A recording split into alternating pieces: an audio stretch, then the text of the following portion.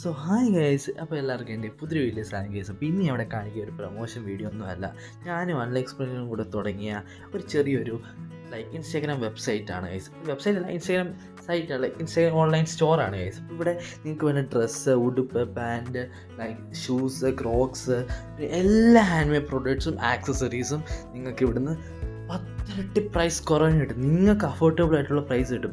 സോറോയുടെ ഏസിൻ്റെയൊക്കെ statue ഞങ്ങൾ കൊടുക്കുന്നത് 1000 1200 രൂപയ്ക്കുമാണ്. Posters ഞങ്ങൾ കൊടുക്കുന്ന 300 400 350 കൊടുക്കുന്നത്. അത് എത്ര പോസ്റ്റേഴ്സ് അറിയോ? 20 തൊട്ട് 60 to 40 വരെയുള്ള പോസ്റ്റേഴ്സ് ആയിരിക്കും കൊടുക്കുന്നത്.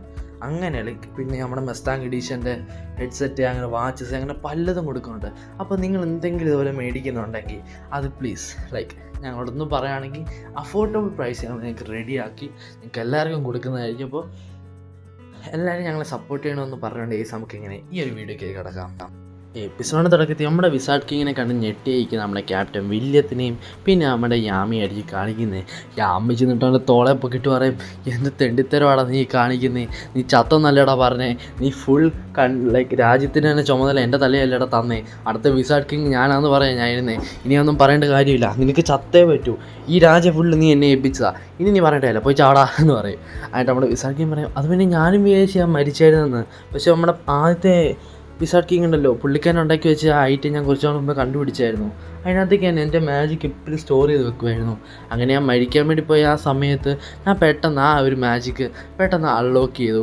അങ്ങനെ എനിക്ക് എൻ്റെ മാജിക്ക് തിരിച്ച് കിട്ടി, എനിക്ക് തിരിച്ച് റീജനറേറ്റായി വരാൻ പറ്റി. പക്ഷേ എൻ്റെ പഴയ ബോഡിയിലേക്കല്ല എനിക്ക് വരാൻ പറ്റിയേ, എൻ്റെ ഈ ഒരു ചെറുപ്പത്തിലേക്കുള്ള ഈ ഒരു ബോഡിയിലേക്ക്. ഇപ്പം എനിക്ക് 13-14 വയസ്സേ ഉള്ളൂ. അങ്ങനെ അതിന് ശേഷം നമ്മുടെ ക്യാപ്റ്റൻ യാമി പറയും, എന്നോടൊന്നും സംസാരിച്ചിട്ട് കാര്യമില്ല, ഫുൾ കൺട്രി തന്നെ എൻ്റെ കയ്യിൽ നിന്ന് പോയി, ഞാൻ വിചാരിച്ചു ഇനി ഞാനും ഭാര്യ സ്ഥലമല്ല ഞാൻ നോക്കി നടത്താമെന്ന്, പോട്ടെ. അതിന് ശേഷം നമ്മുടെ വില്യത്തിനെ കാണിക്കും. വില്യം പറയും, വിസാർഡ് കിങ് അത് പിന്നെ ഞാൻ. അതിന് നമ്മുടെ വിസാർഡ് കിങ് പറയും, നീ ചെയ്തത് എൻ്റെ പകുതി തെറ്റ് എൻ്റെ മുകളിലല്ലേ. അതിനവിടെ ക്യാപ്റ്റൻ വയ്ക്കും, പകുതി തെറ്റ് നിങ്ങളുടെ മുകളിലോ? അതെ, എനിക്കറിയാം ഇവൻ്റെ ഉള്ളിൽ വേറെ സോൾ ഉണ്ടെന്നും അത് ഭയങ്കര ഡേഞ്ചറാണെന്നും അത് മിഡ് നൈറ്റിൻ്റെ ലീഡറാണെന്നും ഒക്കെ. പക്ഷേ എന്നിട്ട് ഇവനെ പിടിച്ച് ക്യാപ്റ്റൻ ആക്കുകയും ഇവനെ ഇത്രയും ചുമതല കൊടുത്ത് ഇവനെ നോക്കി നടത്തിയെല്ലാം ചെയ്തത് ഞാനല്ലേ. അപ്പോൾ എൻ്റെ പകുതി തെറ്റും എൻ്റെ അല്ലേ. എനിക്കറിയാം നീ എത്ര പേടിച്ചായിരുന്നു അതിൻ്റെ ഉള്ളിൽ നിന്നേന്ന്. പക്ഷേ അതൊന്നും കുഴപ്പമില്ല, എൻ്റെ പകുതി തെറ്റും എൻ്റെ മുകളിൽ തന്നെ. ഇത് കണ്ട നമ്മുടെ യാമി ചോദിക്കും, അപ്പോൾ നിങ്ങൾ ഇവന് ഒരു ശിക്ഷയും കൊടുക്കത്തില്ലേ? അതിന് നമ്മുടെ വിസാർഡ് കിങ് ഒന്നും പറഞ്ഞില്ല. അതിന് ശേഷം നമ്മുടെ വില്യം എന്ത് ചെയ്യും, അവൻ്റെ ഗുമുവാറിൻ നമ്മുടെ എന്നേക്കുമായിട്ട് നമ്മുടെ വിസാർഡ് കിങ്ങിനെ കീഴിൽ വർക്ക് ചെയ്യാൻ വേണ്ടി പ്രസൻറ്റ് ചെയ്യും. അങ്ങനെ അതിന് ശേഷം നമ്മുടെ വിസാർഡ് കിങ് നമ്മുടെ ബ്ലാക്ക് ബുൾസിലെ എല്ലാ വേണ്ടപ്പെട്ട ഇമ്പോർട്ടൻ്റ് ആയിട്ടുള്ള 2-3 പേരെയും പിന്നെ നമ്മുടെ മൊമോസയും കൂടെ വിളിക്കും. അങ്ങനെ മൊമോസയാണെങ്കിൽ ഈ ഒരു വിസാർഡ് കിങ്ങിനെ കണ്ടപ്പോൾ ആലോചിക്കും, ഇയാൾ കൊച്ചെറുക്കൻ ആരേത്, ഞങ്ങളെക്കാട്ടി ഇളയതാണല്ലോ, എന്നിട്ട് ഈ വിസാർഡ് കിങ്ങിന് ഡ്രസ്സെല്ലാം ഇട്ടിരിക്കുന്നു, മാജിക്ക് എന്തൊക്കെയോ എവിടെയൊക്കെയോ മാച്ച് ആവുന്നുണ്ടല്ലോ എന്ന് പറഞ്ഞ് ആലോചിക്കും. നമ്മുടെ ആസ്യ എന്നിട്ട് അങ്ങോട്ട് നോക്കിയിട്ട് പറയും, എന്താ ക്യാപ്റ്റൻ ഞാനീ കാണുന്നേ, നിങ്ങളല്ലേ പറഞ്ഞു വിസാർഡ് കിങ്ങിനെ കൊന്നെന്ന്, അന്ന് ടിപ്പി നിൽക്കുന്നവരാ, വിസാർഡ് കിങ് എങ്ങനെ ജീവനോടെ ഇരിക്കുന്നേ? അതിന് നമ്മുടെ വിസാർഡ് കിങ് പറയും, അത് ഞാൻ പറയാം. ഇപ്പോൾ നമ്മുടെ മുമ്പിൽ 3 വലിയ വിഷയങ്ങളാണ് ഉള്ളത്. അതിൽ ആദ്യത്തെ വിഷയം എന്ന് പറയുന്നത് വിസാർഡ് കിങ് ഇനിയില്ല. രണ്ടാമത്തെ വിഷയം എന്ന് പറയുന്നത് ഈ ഒരു നമ്മുടെ ഈ ഒരു സ്ഥലത്തെ ഈ ക്ലവർ കിങ്ഡത്തെ ആക്രമിക്കാൻ വേണ്ടി കുറേ കൺട്രികളും ഈ ഒരു ഏജൻസികളും റെഡി ആയി നിൽപ്പുണ്ട്. വിസാർഡ് കിങ് ഇല്ലെന്നറിയുമ്പോൾ തന്നെ അവരെല്ലാവരും അവരോട് ആക്രമണം തുടങ്ങും. അതുകൊണ്ട് ഒരു കാരണവശാലും ആരും അറിയില്ല വിസാർഡ് കിങ് മരിച്ചെന്നുള്ളൊരു കാര്യം. അതുകൊണ്ട് അത് നല്ല രീതിയിൽ സീക്രട്ടായിട്ട് വെക്കേണ്ട ഒരു കാര്യമാണത്. അങ്ങനെ നമ്മളെന്തായാലും ഈ ഒരു ആക്രമണത്തിനെതിരായി നിൽക്കാൻ വേണ്ടി നമ്മുടെ ഏജൻസിയെ കുറച്ചുകൂടെ റെഡിയാക്കി വെക്കണം. അതിൻ്റെ കൂടെ വിസാർഡ് കിങ് ഇല്ലെന്ന് പറഞ്ഞാൽ വലിയൊരു വിഷയമാകും. അതിന് നമ്മുടെ ആസ്തി ചോദിക്കും, അപ്പോൾ നിങ്ങൾ ജീവനോടിരിക്കുന്നത് എങ്ങനെയാ, അതെങ്ങനെയാ വിസാർഡ് കിങ്, എനിക്ക് പറഞ്ഞ് എന്തോ ഇവിടെ പറ്റി? അതിന് നമ്മുടെ വിസാർഡ് കിങ് പറയും, ഞാനിങ്ങനെ നാട് ചുറ്റി ഇറങ്ങുമ്പം ഒരു ഐറ്റം കണ്ടു, ഒരു മാജിക് സ്റ്റോർ ചെയ്ത് വെക്കുന്നൊരു ഐറ്റം. ആ ഐറ്റത്തിൽ ഞാൻ ഇടയ്ക്കിടയ്ക്ക് അതിനെക്കുറിച്ച് ബുക്കിലൊക്കെ വായിക്കാറുണ്ടായിരുന്നു. അങ്ങനെ ഞാൻ അതിൻ്റെ യൂസ് മനസ്സിലാക്കി. അങ്ങനെ ഞാൻ ഇടയ്ക്കിടയ്ക്ക് അതിൻ്റെ അകത്ത് എൻ്റെ മാജിക്ക് സ്റ്റോർ ചെയ്ത് വെക്കാറുണ്ട്. അങ്ങനെ സ്റ്റോർ ചെയ്ത് ഒരു 13 വയസ്സ് വരെയുള്ള എൻ്റെ മാജിക് എന്ന് സ്റ്റോറായി. അതിൽ കൂടെ സ്റ്റോർ ചെയ്ത് വെക്കാൻ എനിക്ക് സമയം കിട്ടിയില്ല. അങ്ങനെ ഞാൻ മരിക്കാൻ പോയപ്പോഴത്തേനും ആ മാജിക്ക് ഞാൻ തിരിച്ചെടുത്തു. അപ്പോഴത്തേന് എനിക്ക് 13 വയസ്സാൻ്റെ ഇതിലേക്ക് എനിക്ക് മാറാൻ പറ്റി. ഇനി എൻ്റെ മാജിക്കിൻ്റെ അളവ് കൂടുന്നതനുസരിച്ച് ഞാൻ എൻ്റെ പഴയ രൂപത്തിലേക്ക് തിരിച്ചു വരും. പക്ഷേ അതിന് നല്ലൊരു സമയം എടുക്കും. അപ്പോൾ അതിന് ശേഷം അവിടെ ആസ്തി ചോദിക്കും, അപ്പോൾ അങ്ങനെയാണ് കാര്യങ്ങളല്ലേ. അപ്പോൾ തന്നെ എല്ലാവർക്കും കാര്യങ്ങളും സിറ്റുവേഷൻസും മനസ്സിലാവും. പക്ഷെ നമ്മുടെ നീറോ പറയും നീറോന് ഐറ്റം മനസ്സിലായി. കാരണം പണ്ട് അവളുണ്ടാക്കിയ ഐറ്റത്തിനെക്കുറിച്ചാണ്, അവളും ഫസ്റ്റ് വിസാർഡ് കിങ് ഉണ്ടാക്കിയ ആ ഒരു യന്ത്രത്തെക്കുറിച്ചാണ് ഇവർ സംസാരിക്കുന്നത് എന്നുള്ള കാര്യം നമ്മുടെ നീറോന് മനസ്സിലായി. അതിനുശേഷം നമ്മുടെ ആസ്ത പറയും, വിസാർഡ് കിങ് എനിക്ക് ഒത്തിരി സന്തോഷമുണ്ട് അങ്ങ് ജീവനോട്ടിരിക്കുന്നത്, അങ്ങേക്കറിയുമോ ഞാൻ അത്ര അടിപൊളിയായിട്ടാണ് ഫൈറ്റ് ചെയ്തത്, ഞാൻ എല്ലാവരെയും രക്ഷിച്ചു വിസാർഡ് കിങ് എന്ന് പറയും. അതിന് നമ്മുടെ വിസാർഡ് കിങ് പറയും അതെനിക്ക് അറിയാം ആസ്ത, നീ എപ്പോഴും ഔട്ട്സ്റ്റാൻഡിങ് തന്നെയാണ് എന്ന് പറയും. അങ്ങനെ നമ്മുടെ വിസാർഡ് കിങ് പെട്ടെന്ന് നീറോൻ്റെ അടുത്ത് പോയിട്ട് ഇവളേതാ, ഇവള് കൊള്ളാമല്ലോ, എനിക്ക് നിൻ്റെ മാജിക് സെൻസ് ചെയ്യുമ്പോൾ തന്നെ മനസ്സിലാവുന്നുണ്ട്, നിൻ്റെ മാജിക് ഒരു അടിപൊളി മാജിക്കാണ്, എനിക്ക് എന്തായാലും നിൻ്റെ മുകളിൽ റിസർച്ച് ചെയ്യണം എന്ന് പറയും. അതിന് നമ്മുടെ ക്യാപ്റ്റൻ യാമി അവനെ പിടിച്ച് പൊക്കിയിട്ട് പറയും, ഓഫ് കൊച്ചി ഇറക്കണ വായിന്ന് വരുന്നതെല്ലാം. എന്നിട്ട് നമ്മുടെ ക്യാപ്റ്റൻ യാമി പറയും നിങ്ങൾ 3 അപകടത്തിനെ കുറിച്ചല്ലേ പറയുന്നത്, ഇനി ബാക്കിയുള്ള എണ്ണത്തിനെ കുറിച്ച് പറയാൻ പറയും. അതിന് നമ്മുടെ വിസാർഡ് കിങ് വീണ്ടും കണ്ടിന്യൂ ചെയ്യും. ഓക്കെ, ഇനിയുള്ള ലാസ്റ്റ് എന്തായാലും നമ്മുടെ ഈ ഒരു കൺട്രിക്ക് ചുറ്റിനും ഈ ഒരു ക്ലവർ കിങ്ഡത്തിന് ചുറ്റിനും ശത്രുക്കളാണ്. എല്ലാ സൈഡിൽ നിന്നും നമുക്ക് ആക്രമണം ഉണ്ടാവും. ഒന്നെങ്കിൽ നമ്മുടെ ഈ ഒരു രാജ്യം ക്ലവർ കിങ്ഡം തകർന്നു പോകും, ഇല്ലെങ്കിൽ ആസ്ത മരിക്കും. ഇതോട്ടെല്ലാം ഞെട്ടിപ്പോയി. ആസ്ത മരിക്കുമോ? ആസ്ത എന്താ ഇത്? ആസ്ത എന്തിനാ മരിക്കുന്നത്? ആസ്ത ഞെട്ടിപ്പോയി. ഞാനെന്തിനാ മരിക്കുന്നത്? എന്നെ ആർക്കാ കൊല്ലണ്ടേ എന്ന് പറഞ്ഞ് ആസ്ത തന്നെ ഞെട്ടും. എന്നിട്ട് നമ്മുടെ വിസാർഡ് കിങ് പറയാൻ തുടങ്ങും. വിസാർഡ് കിങ് പറയും ആസ്ത നിൻ്റെ ഉള്ളിൽ ഇരിക്കുന്ന ഒരു ഡബിൾ ഉണ്ടല്ലോ, ആ ഡബിളാണ് എല്ലാത്തിനും വിഷയം എന്ന് പറയും. അതിന് നമ്മുടെ ആസ്ത പറയും എൻ്റെ ഉള്ളിൽ ഡബിളോ? അതെ, നിൻ്റെ ഉള്ളിൽ ഡബിളുണ്ട്. അതിന് നമ്മുടെ നോയലും പറയും അതെ ശരിയാ, ആസ്റ്റയുടെ ഉള്ളിൽ നിന്ന് വരുന്ന ആ ബ്ലാക്ക് കളറിലെ ആ ഒരു എനർജി അത് എനിക്കും പലതവണ എൻ്റെ അമ്മച്ചി പറഞ്ഞു തന്ന പോലെ ഒരു റെഫറൻസ് തരാറുണ്ട്, ഡെവിളിൻ്റെ ഒരു റെഫറൻസ്. അതിനവിടെ മൊമോസ് പറയും അങ്ങനെയാണ് ഇനി ആസ്ത ഞാൻ ഹീൽ ചെയ്യത്തില്ല. അതുകൊണ്ട് നമ്മുടെ ആസ്ത കരയാൻ തുടങ്ങും, അതെന്താ മൊമോസ എന്ന് പറഞ്ഞിട്ട്. എന്നിട്ട് നമ്മുടെ ഇസാക്കിയും പറയാൻ തുടങ്ങും അതെ നിൻ്റെ ഉള്ളിൽ ഒരു ഡെവിൾ ഉള്ളത് കാരണം നിന്നെ അവിടുത്തെ ആൾക്കാർ ജഡ്ജ്മെൻറ്റ് ചെയ്യാൻ വേണ്ടി കൊണ്ടുപോകും, അതുകൊണ്ട് നീ ആ ജഡ്ജ്മെൻറ്റ് മിക്കവാറും ഫെയിലായി, നീ ചാവാനുള്ള സാധ്യത ഹൈ ആന്ന് പറയും. അങ്ങനെ അതിന് നമ്മുടെ ആസ്ത പറയും അതിന് ഞാനൊന്നും ചെയ്യില്ല, ഞാൻ എല്ലാവരും രക്ഷിക്കുകയല്ലേ ചെയ്തേ എന്ന് പറയും. അതെ, പക്ഷേ നമ്മുടെ ചുറ്റിനുമുള്ള കിങ്ഡം ഉണ്ടല്ലോ, like spade kingdom, demon kingdom spade, പിന്നെ ഡയമണ്ട് കിങ്ഡം, ഹാർട്ട് കിങ്ഡം, ഇവരുടെ എല്ലാവരെയും കൂടി കമ്പൈൻ ചെയ്ത ഒരു ജഡ്ജ്മെൻ്റ് ഉണ്ട്. ആ ജഡ്ജ്മെൻറ്റിനകത്ത് നമ്മുടെ ഇവിടുത്തെ ആൾക്കാർ എല്ലാവരും ഡീമണ്ടായി പെട്ടിരിക്കുമായിരുന്നു, അങ്ങനെ എൽഫായി മാറിയെന്നൊക്കെയുള്ള ഇവരെല്ലാം അറിഞ്ഞിട്ടുണ്ട്. അങ്ങനെ അതിൻ്റെ പേരിൽ ഒരു ജഡ്ജ്മെൻറ്റ് വരും. പക്ഷേ അതിന് നമ്മൾ ആസ്ത പറയും അത്രയേ ഉള്ളൂ, അത് നമുക്ക് അവർക്ക് പറഞ്ഞാൽ പോരെ, ഇത് ഡീമാണ് ഇതെല്ലാം ചെയ്തല്ല നമ്മളല്ലെന്ന്. അതിനവർ പറഞ്ഞു അതെ അത് ശരിയാ, അത് പറഞ്ഞാൽ മതി. പക്ഷേ അതിന് നമ്മുടെ ഇനി ഒരു എവിഡൻസ് ഇല്ലല്ലോ, എൽഫുകളെല്ലാം പോവുകയും ചെയ്തു, ഡീമണും പോവുകയും ചെയ്തു, ഇനി ആകപ്പാട് ഇവിടെയുള്ള ഒരേ ഒരു ഡീമൺ എന്ന് പറഞ്ഞാൽ നീയാ, അതുകൊണ്ട് അവർ നിന്നെ ഉറപ്പായിട്ടും കൊല്ലും. ആയിട്ട് ലൈക്ക് അതെന്തായാലും ശരിയാവുന്നില്ലല്ലോ എന്ന് പറഞ്ഞിട്ട് ആസ്ത വീണ്ടും അവിടെ പേടിച്ചിരുന്ന് കരയാൻ തുടങ്ങും. അങ്ങനെ ഇതാണ് നമ്മുടെ 3ാമത്തെ വിഷയം. എന്നിട്ട് നമ്മുടെ ആസ്ത ചോദിക്കും അപ്പം ഈ ശരിക്കും പറഞ്ഞാൽ ഈ ഒരു ജഡ്ജ്മെൻറ്റ് എന്തുവാ? അപ്പോൾ നമുക്ക് മൊമോസ് അവളെ എക്സ്പ്ലെയിൻ ചെയ്ത് കൊടുക്കാൻ തുടങ്ങും.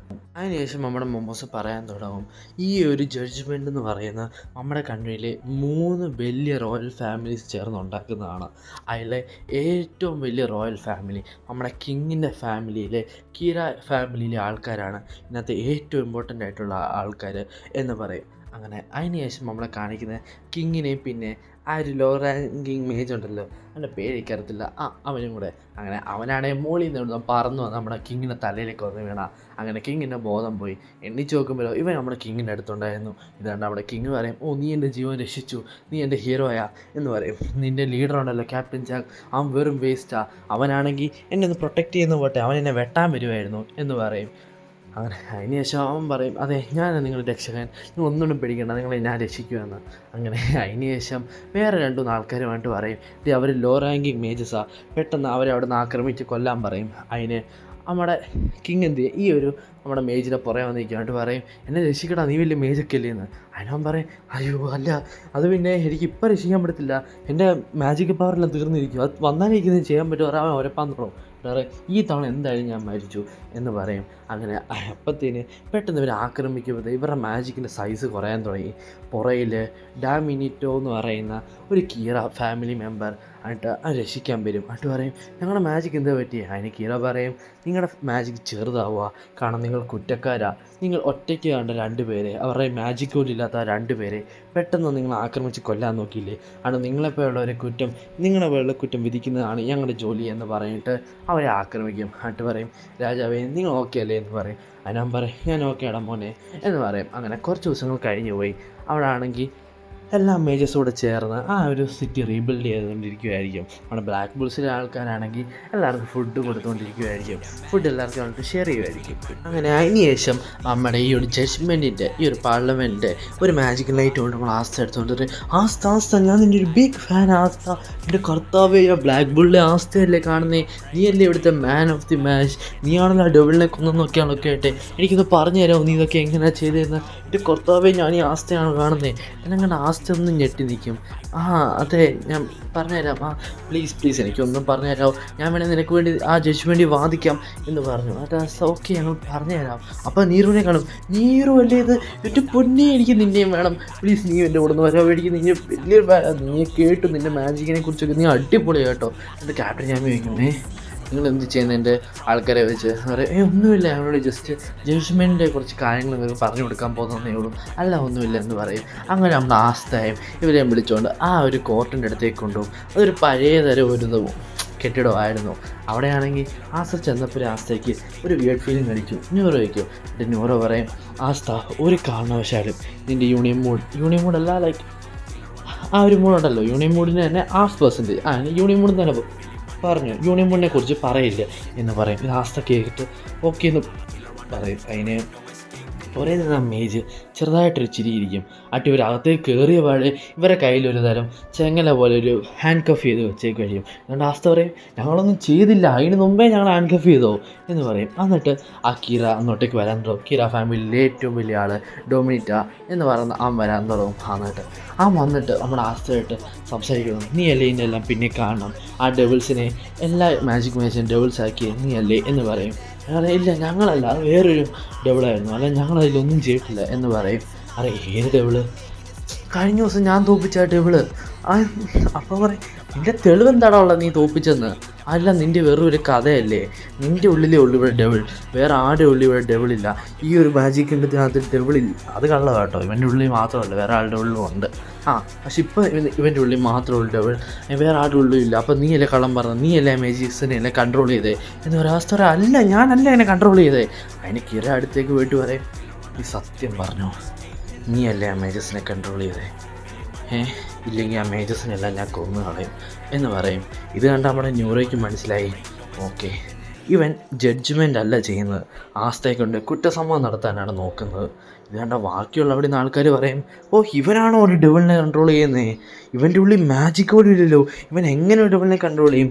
എന്നിട്ട് നമ്മുടെ ഡൊമിനിറ്റ് നമ്മുടെ ന്യൂറയെ നോക്കിയിട്ട് പറയും, ന്യൂറോ നിന്നെ ഇവിടെ വിളിച്ചു വരുത്തതിന് കാരണം നീ ഒരു ഫോർവേഡ് ആൻഡ് മാജിക് യൂസ് ചെയ്യുമെന്ന് പറയുന്നു, അതുകൊണ്ടാണ് നിന്നെ ഇവിടെ വിളിച്ചു വരുത്തിയത്. പക്ഷേ നിന്നെക്കുറിച്ച് ഒരു ഡീറ്റെയിൽസോ നീ എന്താണോ ആരാന്നോ എന്ന് എണിച്ചാന്നോ ഒന്നും ഒരു വിവരമില്ല. ആസ്ഥ പിന്നീട് സാധാ വില്ലേജിലെ ബോയാന്ന് മനസ്സിലായി. എന്തായാലും കുഴപ്പമില്ല, ഞാൻ പറയുന്ന വഴിക്ക് നിങ്ങൾ വരുമോ നോക്കട്ടെ. ഇതാണ്ട് ആസ്ഥയ്ക്ക് ദേഷ്യം വരാൻ തുടങ്ങി. ആസ്ഥ പറയും, എൻ്റെ ഉള്ളിൽ ഒരു ഡെവിളില്ല, എൻ്റെ ഗുമുമാറി. അപ്പം നമ്മുടെ ന്യൂറോ അവൻ്റെ പൊത്തും. എന്നിട്ട് പറയും, വേണ്ട ഒരു കാരണവശാലും നീ എന്നെക്കുറിച്ച് പറയില്ല, അവർ ഓൾറെഡി നിൻ്റെ മുകളിൽ കുറ്റം ചുമത്തി നിന്നെ ഇതിനകത്ത് പെടുത്താൻ നോക്കുക, അതുകൊണ്ട് നീ മിണ്ടായി എന്ന് പറയും. അതിന് നമ്മുടെ ഡൊമിനിറ്റോ പറയും, അപ്പോൾ നീ സമ്മതിക്കില്ലല്ലേ? എന്നാ വേണ്ട, കുറച്ച് കഠിനമായിട്ടുള്ള മെത്തേഡ് നോക്കാം എന്ന് പറയും. എന്നിട്ട് ഡൊമിനിറ്റോ പറയും, ശരി നീ അവളെ ഇങ്ങോട്ട് കൊണ്ടുപോവാ എന്ന് പറയും. എന്നിട്ട് ആ ഒരു എൽഫ് നമ്മുടെ മേരിയെ കൊണ്ടുവരും. മേരി എന്ന് പറയുന്നത് ഗോഡിൻ്റെ കൂടെ എൽഫായി മാറിയ ഒരാളാണെന്നല്ലോ. അതുകൊണ്ട് ഈ പെങ്കൊച്ച് അവൾ എൽഫായി മാറിയെന്നുള്ളതിന് തെളിവുണ്ട്. അത് ഡെവിളിൻ്റെ കൺട്രോളിൽ വന്നപ്പോഴായിരിക്കും, എന്ന് വെച്ചാൽ നിൻ്റെ കൺട്രോളിൽ. അങ്ങനെയാണെങ്കിൽ ഇവള് മരിക്കേണ്ടതല്ലേ? അതിനോടുള്ള എല്ലാവരും പറയും, അതെ ഇവള് മരിക്കണം പറയും. അതിന് നമ്മുടെ ഡൊമിനിറ്റ ആസ്റ്റയുടെ ഒരു ഡീല് പറയും, അതുകൊണ്ട് നീ ആരാന്നുള്ളത് നിൻ്റെ ശരിക്കുള്ള രൂപം കാണിക്കുവാണെങ്കിൽ നിനക്ക് ഇവളെ ഇവിടുന്ന് രക്ഷപ്പെടുത്താം, ഇല്ലെങ്കിൽ ഇവൾ ഇവിടെ വെച്ച് ഇപ്പം ഇവൾ തലയർത്ത് മരിക്കുമെന്ന് പറയും. അതിൻ്റെ ആസ്ഥ മാക്സിമം അവൻ ശ്രമിക്കും, വേണ്ട അവൻ പറയില്ല ഞാൻ ഒന്നും ചെയ്തിട്ടില്ല എന്ന് പറയാൻ നോക്കും. പക്ഷേ ഡൊമിനിറ്റ ഒരു അരിവും കാണിക്കത്തില്ല. ഇവരൊന്ന് മനസ്സിലായി ഇതെല്ലാം കൈവിട്ടു പോയെന്ന്. പെട്ടെന്ന് നമ്മുടെ ആസ്ഥ ഒറ്റയടിക്ക് പെട്ടെന്ന് യൂണിയൻ കൂടി പോയിട്ട് മേരിയെ പിടിച്ച് മാറ്റും. എന്നിട്ട് പറയും, എൻ്റെ കൊച്ചിയെ തൊടയില്ല, നിനക്ക് എന്താണ് അറിയണ്ടേ? ഇതാ എൻ്റെ റിയൽ ഫോം, ഇതുകൊണ്ട് ഞാൻ ഇന്നേ വരെ ഒരു പിഞ്ചു കുഞ്ഞിനെ പോലും ഉപദ്രവിച്ചിട്ടില്ല. എൻ്റെ മുമ്പിൽ വരുന്ന ശത്രുക്കളെ മാത്രമേ ഞാൻ ആക്രമിക്കത്തുള്ളൂ. ഇതുകൊണ്ട് ഞാൻ എന്നും ആൾക്കാരെ രക്ഷിച്ചിട്ടേ ഉള്ളൂ. ഇതേവരെ ആരെയും ഞാൻ മുറിവേറ്റിട്ടില്ല. ഇതിന് മുമ്പേ വന്ന് എല്ലാ ശത്രുക്കളെയും ഞാൻ ഒറ്റയ്ക്കാണ് നേരിട്ടുണ്ടെന്നേ. ഇപ്പോൾ ഇവിടെ വന്ന് ഈ ഡീമൺസിനെ ഞാൻ ഒറ്റയ്ക്ക് നേരിട്ടുണ്ടെന്നേ. ഇന്ന് നിങ്ങൾ ഈ കാണുന്ന ഇന്നിരിക്കുന്ന ഇവിടെ എല്ലാവരും എൽഫായി മാറിയതാണ്. ഇവരെ നേരെയാക്കിയത് ഞാൻ ഒറ്റയ്ക്കാണ് ഇതെല്ലാം ചെയ്തത്. എന്നിട്ട് നിനക്ക് എന്നെ ഇപ്പോൾ കൊല്ലണോടാ, ഒരു പിഞ്ചു മേരിയെ കൊല്ലുന്നതാടാ നിൻ്റെ ജഡ്ജ്മെൻറ്റ് എന്ന് ചോദിക്കും. അങ്ങനെ ഇതെല്ലാം ആസ്ത പറഞ്ഞപ്പോൾ തന്നെ ആസ്ത ഗിൽറ്റിയാന്നുള്ള കാര്യം തെളിഞ്ഞു കഴിഞ്ഞു.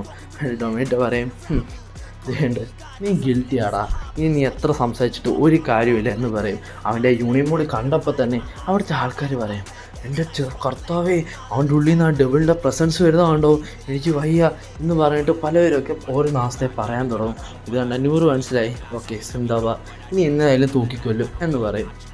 അപ്പോൾ ആസ്ത, നിനക്ക് മനസ്സിലായല്ലോ, നീ ഇനി എന്തൊക്കെ ചെയ്യുമെന്ന് പറഞ്ഞാലും, എത്ര പേരെ രക്ഷിച്ചെന്ന് പറഞ്ഞാലും, എത്രയൊക്കെ തെളിയിക്കാൻ നോക്കിയെന്ന് പറഞ്ഞാലും, നിൻ്റെ വിധി ഇത് തന്നെയാടാ. നിന്നെ മരണം ഏറ്റെടുക്കാൻ റെഡിയായി നിന്നോ ആസ്ത എന്ന് പറയുമ്പോഴായിരിക്കും